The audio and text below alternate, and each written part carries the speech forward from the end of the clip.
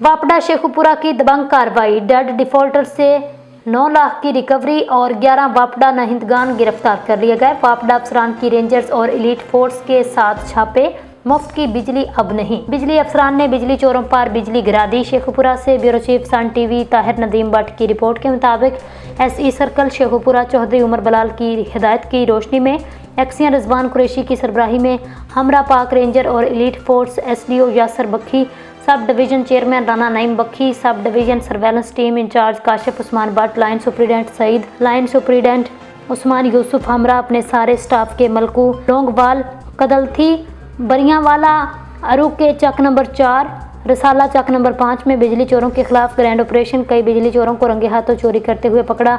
11 नंदगान को मौका से गिरफ्तार कर लिया। इसके अलावा 9 लाख रुपए डेड डिफॉल्टर से वसूल करके महकमे को जमा कराए गए। इस मौका पर चेयरमैन बखी, सब डिवीजन राना नईम ने बिजली चोरों और नाहिंदगान को एक मैसेज दिया, बिजली चोरों को किसी सूरत नहीं छोड़ेंगे। नाहिंदगान लोग अपना बकाया जात जल्द से जल्द अदा करें ताकि किसी मुश्किल से बचा जा सके। मुफ्त बिजली अब बिजली चोरों के लिए एक ख्वाब ही होगी। अगर बिजली चाहिए तो बिल अदा करना होगा, वो भी वक्त पर। बिजली के नंदगान के लिए भी वाज़ेह पैगाम है।